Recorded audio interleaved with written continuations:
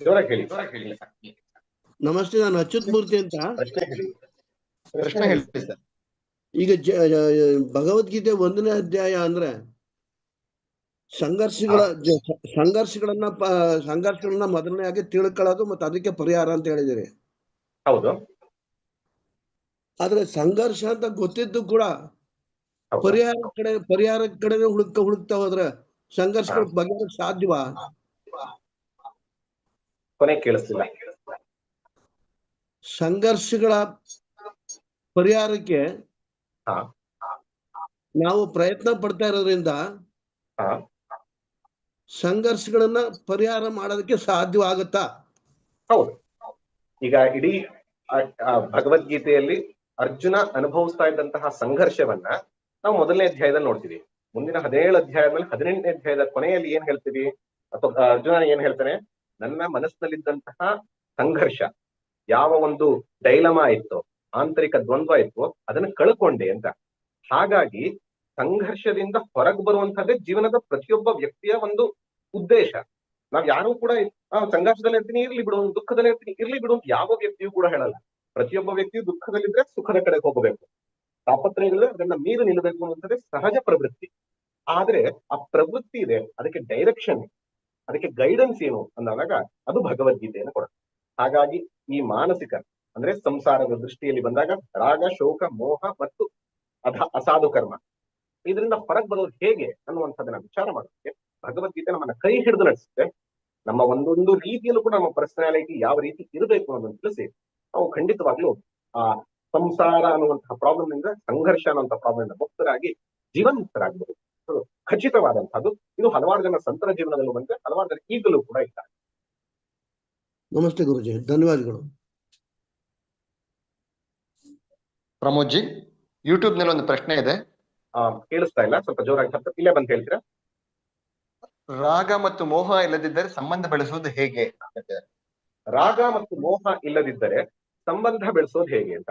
ಇಲ್ಲಿ ಪ್ರಾಬ್ಲಮ್ ಇರೋದು ಕನ್ನಡ ಮತದಲ್ಲಿರುವಂತಹ ರಾಗ ಮತ್ತು ಮೋಹವನ್ನ ತಗೊಂಡು ಹೇಳ್ತಾ ಇದ್ವಿ. ಇವತ್ತಿನ ನಾವು ವೇದಾಂತದ ದೃಷ್ಟಿ ನೋಡಿದಾಗ ನಾವಾಗ್ಲೇ ನೋಡಿದ್ವಿ, ಪ್ರೇಮ ಇರಬೇಕು, ರಾಗ ಅಲ್ಲ. ನನ್ನವರು ಅಂತಿದ್ರೆ ಪರವಾಗಿಲ್ಲ, ಆದ್ರೆ ನನ್ನವರು ಇದ್ರೆ ಮಾತ್ರ ಅಂತ ಇದ್ರೆ ಪ್ರಾಬ್ಲಮ್. ಅಲ್ಲಿರುವಂತಹದ್ದೇ the difference. ನಾನು ಆಗ್ಲೇ ಹೇಳಿದ ಹಾಗೆ ಅಟ್ಯಾಚ್ಮೆಂಟ್ ಅಂಡ್ ಲವ್, ರಾಗ ಮತ್ತು ಪ್ರೇಮ ಬೆಳೆಸೋದಕ್ಕೆ ಬೇಕಾಗಿರುವಂತದ್ದು ಪ್ರೇಮ. ಆದ್ರೆ ನಮ್ಮಲ್ಲಿ ಹಲವಾರು ಜನರಿಗಿರುವಂತಹ ಒಂದು ತಪ್ಪು ತಿಳುವಳಿಕೆ ಅಂದ್ರೆ ಅಟ್ಯಾಚ್ಮೆಂಟ್ ಇಲ್ಲದೆ ಹೋದ್ರೆ ಏನು ಅಂತ. ಇದನ್ನೇ ಕೃಷ್ಣ ಇಡೀ ಗೀತೆಯಲ್ಲಿ ಹೇಳುವಂಥದ್ದು ಏನಂದ್ರೆ detach involvement. Detach involvement. You love without attachment. ಅದಕ್ಕಿಂತ ಕೃಷ್ಣ ಹೆಂಗ್ ಹೇಳ್ತಾನೆ ಅಂದ್ರೆ ಯು ಕಿಲ್ ವಿತೌಟ್ ಹೇಟ್ರೆಡ್. ಕೃಷ್ಣನ ಗೀತೆಯಲ್ಲಿ ಉಪದೇಶ ಏನು? ಹೊಡಿ, ಆದ್ರೆ ಯಾವುದೇ ದೃಷ್ಟಿಯಲ್ಲೂ ಕೂಡ ನಿನ್ನಲ್ಲಿ ದ್ವೇಷ ಇರಬಾರ್ದು. ಎಲ್ಲರನ್ನೂ ಪ್ರೇಮಿಸು. ಅದ್ವೇಷ್ಟ ಸರ್ವಭೂತಾನ ಮೈತ್ರ ಕರುಣೇವಚ. ಆದ್ರೆ ಯಾರಲ್ಲೂ ಕೂಡ ಸಂಘವನ್ನ ಬೆಳೆಸಬೇಡ. ಹಾಗಾಗಿ ಸಂಬಂಧಗಳ ನಿಜವಾಗ್ಲೂ ಬೆಳಿಬೇಕು ಅಂತಂದ್ರೆ, ನಿಜವಾದ ವ್ಯಕ್ತಿ ಯಾರು ನಿಜವಾಗ್ಲೂ ಸಂಬಂಧವನ್ನ ಬೆಳೆಸ್ತಾ ಇದ್ದಾರೆ ಅಂದ್ರೆ ಸಮ್ಯಕ್ ಬಂಧ. ಸುಮ್ಮನೆ ಬಂಧ ಆಗಿ ಇನ್ನೊಬ್ಬರಿಗೂ ಕಟ್ಟ ಹಾಕೋದಲ್ಲ, ಸಮ್ಯಕ್ ಬಂಧ ಆಗಬೇಕು ಅಂದ್ರೆ ಅಲ್ಲಿ ಪ್ರೇಮವಿರಬೇಕೆ ಹೊತ್ತು ರಾಗ ಅಥವಾ ಮೋಹ ಅಲ್ಲ. ರಾಗ ಅಥವಾ ಮೋಹ ಇದ್ದ ಕಡೆ ಹಲವಾರು ಸರಿ ಏನಾಗುತ್ತೆ, ಪ್ರೀತಿ ಇದೆ ಅಂತ ಅನ್ಸತ್ತೆ, ಅದೊಂದು ರೀತಿಯ ಮರೀಚಿಕೆ. ಯಾವಾಗ ಒಂದು ಆಗ್ಲೇ ಹೇಳಿದ್ನೋ ಒಂದು ತಪ್ಪಾಯ್ತೋ ಆಗ ಪ್ರೀತಿ ಅಂತ ಹೋಗುತ್ತೆ. ಯಾಕಂದ್ರೆ ಪ್ರೀತಿ ಆಗಿರೋದಿಲ್ಲ, ಅದು ಅಟ್ಯಾಚ್ಮೆಂಟ್. ಅದು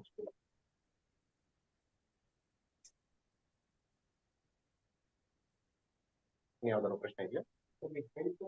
Go with prema or unconditional, but receiving is with conditional or raga. How should we proceed or stop? ನಾವೇನೋ ಅನ್ಕಂಡೀಷನಲ್ ಆಗಿ ಕೊಡ್ತಾ ಇದೀವಿ, ನಿರಪೇಕ್ಷಿತವಾಗಿ ಪ್ರೀತಿಯನ್ನ ಕೊಡ್ತಾ ಇದೀವಿ. ಅದ್ರ ತಗೊಳ್ತಾ ಇರೋ ಕಡೆಯವರದು ಕಂಡೀಷನಲ್ ಆಗಿದೆ ಅಥವಾ ಸರಿಯಾಗಿ ತಗೊಳ್ತಾ ಇಲ್ಲ, ಆಗೇನ್ ಮಾಡಬೇಕು? That means you are not unconditional. Unconditional ಅಂದ್ರೆ ಅರ್ಥ ಏನೋ, ಅವ್ರು ಹೇಗೆ ಸ್ವೀಕರಿಸ್ತಾರೆ ಇಲ್ಲ, ನಾನ್ ಕೊಡ್ತಾ ಇದ್ದೀನಿ. ಸೂರ್ಯ ಬೆಳಕನ್ನ ಕೊಡ್ತಾ ಇದ್ದಾನೆ, ನೀರು ಹರಿತಾ ಇದೆ, ಅವ್ರಿಗೆ ಏನಕ್ಕೆ ಉಪಯೋಗಿಸ್ತಾ ಇದಾರೆ ಅಲ್ಲ. ಸೊ ಹಾಗಾಗಿ ಇಲ್ಲಿ ಮುಖ್ಯ ಏನು ಅಂದ್ರೆ, ನಾನು ಅವ್ರು ಹಾಗಿರ್ಬೇಕು ಅಂತ ಇದೀನಿದ್ರೆ I am not unconditional. This is what I told. ಹಲವಾರು ಸರಿ ನಾವು ಪ್ರೇಮ ಅಂತ ಅಂತೀವಿ, ಅದರ ರಾಗವೇ ಆಗಿದೆ. That's why it is called as a fundamental human problem. ನಾನು ಅವ್ರು ರಿಸೀವಿಂಗ್ ಅಂಡ್ ಹಿಂಗಿರ್ಬೇಕು ಅಂದ್ರೆ ಏನಂತ, I am expecting something. Because if he is going to be like this I will give.